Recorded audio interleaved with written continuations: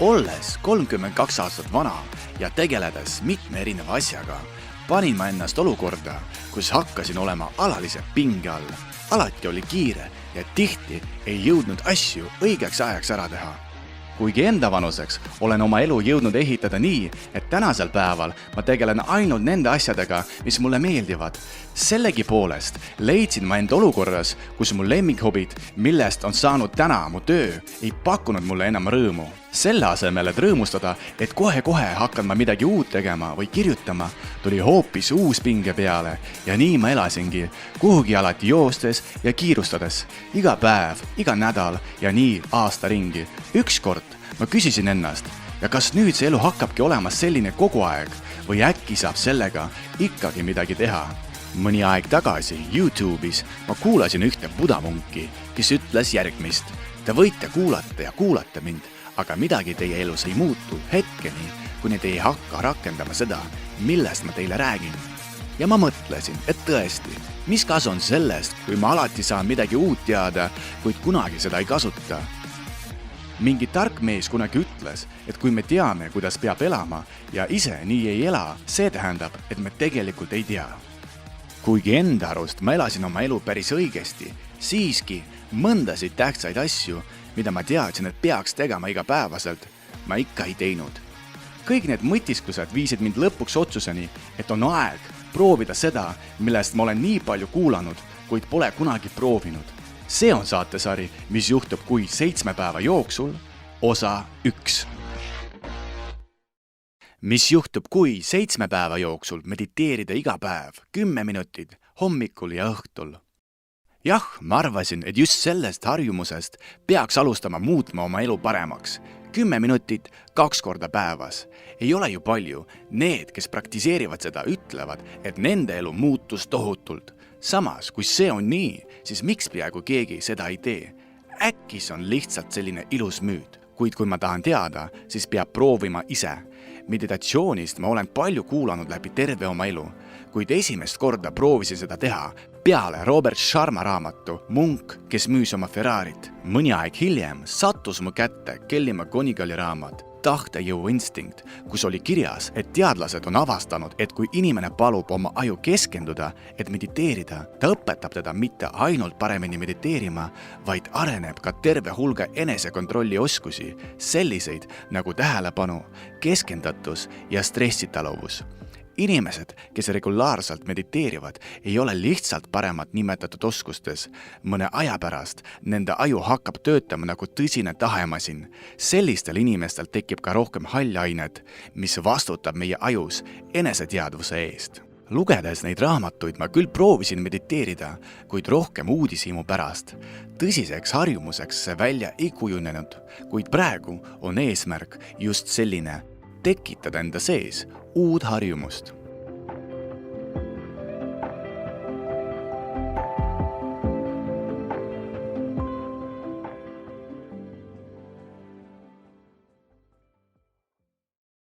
Päev number 1. Ärkasin üles kell 6 hommikul, käisin vetsus, pesin nägu. Peale seda jõin klaasi vett. Nüüd on aeg mediteerida. Istusin diivani peale, panin jalad risti, silmad kinni ja käed põlvede peale. Kõige suurim küsimus oli nüüd selles, et millest mõelda ja mille peale keskenduda mediteerimise ajal. Nii palju, kui ma olen seda küsimust uurinud, on olemas 2 põhivarianti. Variant 1, sa üritad mitte mõelda. Iga kord, kui su pähe tuleb mingi mõte, proovi sellest lahti saada. Variant 2 on vastupidine. Keskenduda mingile konkreetsele ja heale mõttele, näiteks, et täna tuleb hea päev või et täna töö läheb suurepäraselt või näiteks sellele, et kui ilus on maailm. Mina valisin enda jaoks esimese variandi. Panin oma telefoni peal taimeri käima ja proovisin keskenduda sellele, et mitte mõelda millestki. Kuid kahjuks mõtted siiski tulid. Ma mõtlesin kõigest, mida ma pean tänase päeva jooksul tegema. Mõtlesin mingile tähtsale meilile, millele peab kindlasti vastama. Mõtlesin sellele, kui palju raha ma pean veel selles kuus teenima ja nii edasi. Teiste sõnadega välja ei tulnud mitte midagi. Kuna ennem oma elu jooksul ma ikka vahest üritasin mediteerida, siis 2-3 sekundiks suutsin ma seda mõttejooksu välja lülitada, kuid mitte rohkem. Ütlen ausalt, et ma tihti mõtlesin stopperi peale ja lootsin, et vot ta peaks mingit häält tegema, kuid ta ikkagi ei teinud. Siis ma hakkasin mõtlema, et äkki ma panin teda valesti tööle. Näete, kui palju kordi ma ütlen sõna mõtlema, kuigi mõelda ju eriti ei tohiks. Lõppude lõpuks telefon tegi häält, 10 minutit oli läbi ja ma olin väga õnnelik, et nüüd võiks päris asjadega tegutseda. Samas ma püüdsin enda sees tunnet, et peale meditatsiooni oli tõesti veits rahulikum olla. Minu peas nagu tekkis väikene struktuur mõtetest ja igal mõttel oli oma koht. Tavaliselt mul on selline tunne, et kõik mu mõtted oleksid nagu salat, üksteise vahel ja igaüks nendest tahaks kohe saada minu tähelepanu. Nüüd aga see päris nii ei olnud ja see motiveeris mind veel kord proovida sama protseduuri antud päeva õhtul, aga nüüd peaks kimama tööle. Kui päev oli läbi ja töö oli tehtud, jõudsin ma koju. Minu ees kohe tekkis üks probleem. Korter oli inimesi täis. Terve perekond oli juba kodus. Mõtlesin, kus ma võiksin mediteerida nüüd. Ainuke vaba ja kinnine koht oli meie korteri garderoob. Läksin sinna, istusin maha ja panin silmad kinni. Selle päeva jooksul jõudsin ma veel lugeda, et meditatsiooni alguses oleks vaja pöörata tähelepanu ka sellele, et näolihased ei oleks pinges ja peaks keskenduma ka hingamisele. Seepärast proovisin oma nägu täiesti lõdvaks saada ja hakkasin hingama. Alguses kõik käis täpselt samamoodi, igasugused mõtted käisid peas ringi ja nii kestis umbes 7 minutit. Kuid järsku üks hetk suht ootamatult tekkis enda sees selline tunne, nagu ma oleksin raadio, mis oleks seadistatud mingile kindlale lainele. Kõik mõtted, mis mind segasid, kadusid ära ja sees oli selline harmooniline tunne, nagu su keha oleks kaitstud mingisuguse energeetilise kilbiga. Võib-olla just seda tunnet peabki iga meditatsiooni käigus proovima kätte saama, mõtlesin mina ja läksin õnneliku näoga tegema oma asju edasi.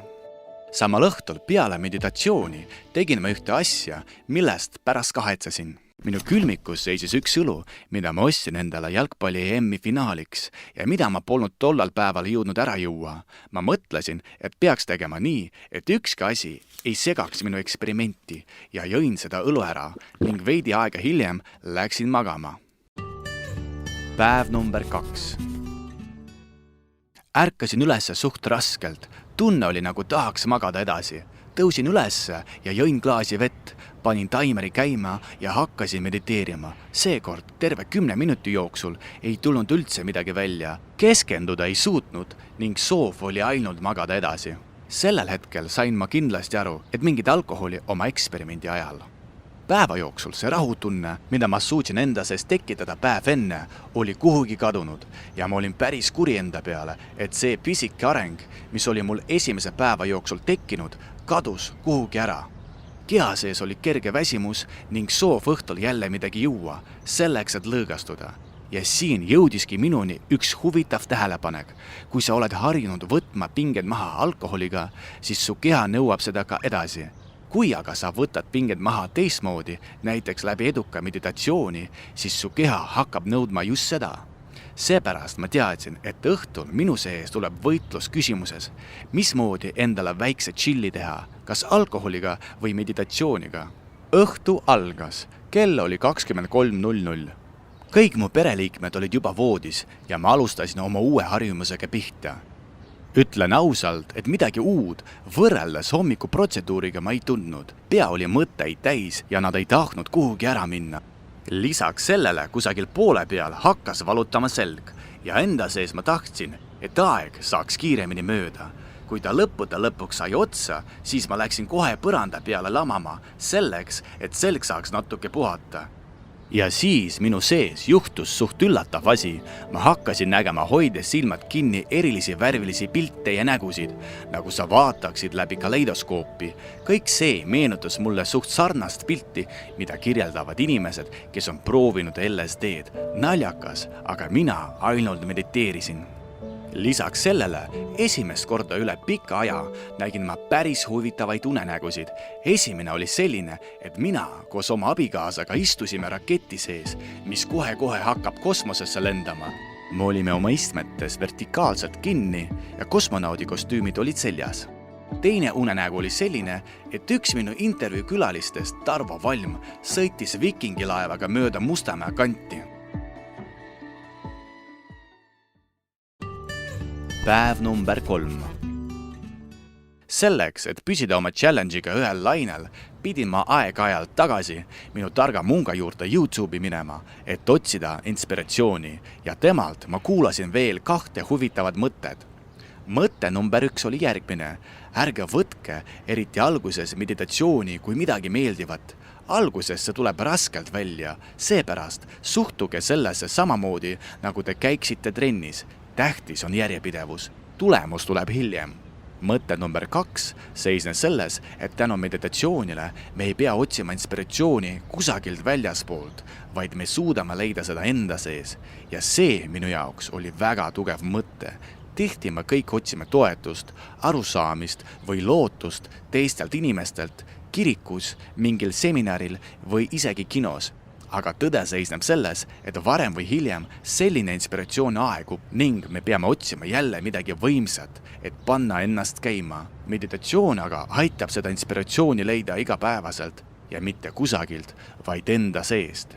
See idee tõesti vaimustas mind. 3. päeva hommikul ärkasin üles tänu meie uue pereliikmele Charlile, kes on Jack Russelli kutsikas. Selleks, et minu uus meditatiivne sooritus ei oleks samasugune nagu eelmise päeva hommikul, otsustasin ma venitada ning teha pranayama hingamisharjutusi. Seda rutiini teen ma juba aastate jooksul ja tõesti, peale kõike seda ei olnud ma enam nii unine ning meditatsioon algas palju paremini.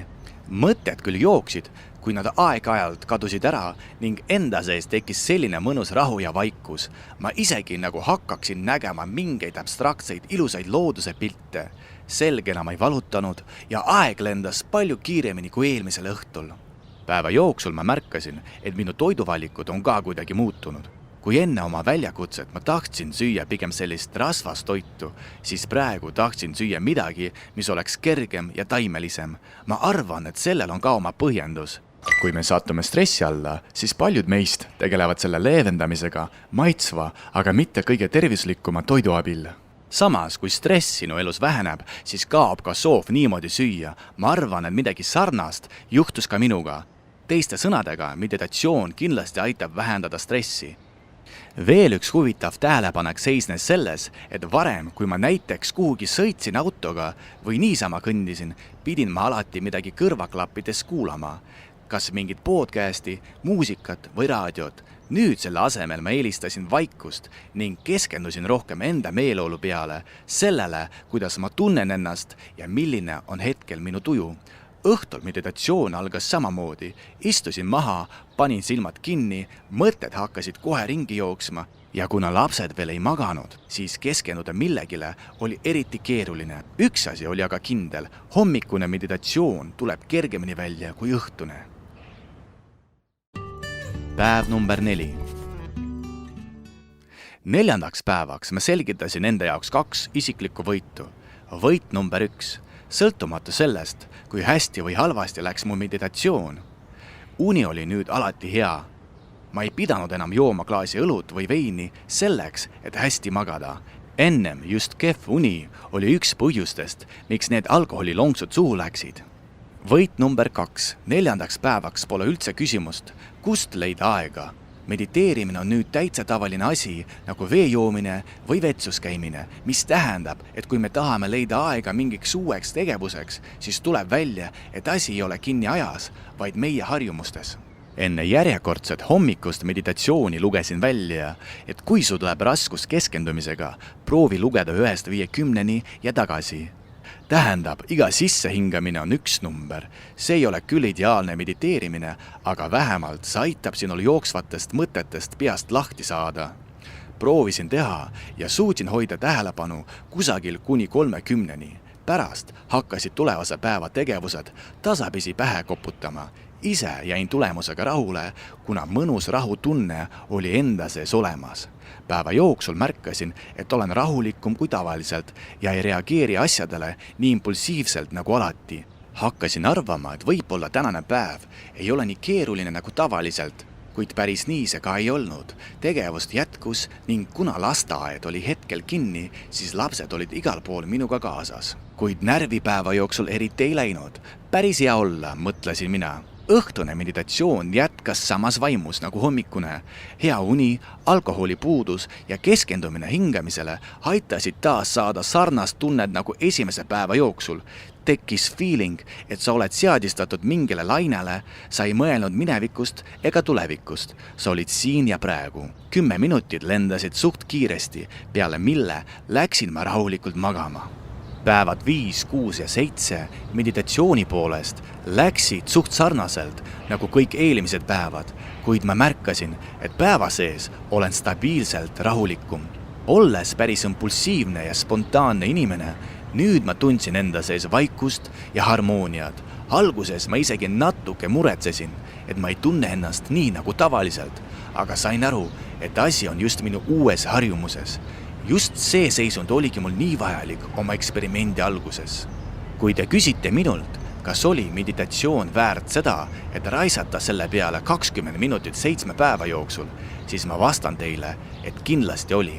Oma Instagramis ma tegin küsitlust, kust uurisin inimestelt, kas keegi neist mediteerib vähemalt 1 kord päevas ja tuli välja, et peaaegu mitte keegi ei teinud seda. Samas, inimesed on nõus käima psühholoogide juures ja maksma neile süsteemselt raha selleks, et saada abi. Ma ei ütle, et seda ei peaks tegema. Kindlasti peaks, kuid äkki enne prooviks midagi, mis on täiesti tasuta. Tänapäeval inimesed kulutavad nii palju raha antidepressantide peale ja ma mõtlen mitte ainult tablette, vaid ka alkoholi, tubakad ja isegi kanepid. Kuid kõik need ained tegelevad inimese stressi tagajärjedega, mitte tema tekkimispõhjustega. Mina isiklikult jätan mediteerimispraktikat oma kasulikude harjumuste nimekirja sisse ja vaatame, mis sellest saab näiteks 3 kuu pärast. Kuid järgmises osas ma lähen veel kaugemale ja proovin elada 1 nädal ilma kohvita. Ja see on eriti raske, kuna ma olen aktiivne kohvijooja. Räägitakse, et kohv äratab inimest ülesse ning annab talle energiat terveks päevaks. Kuid kas see on tõesti nii, saate te teada podcasti, mis juhtub kui 7 päeva jooksul järgmises osas.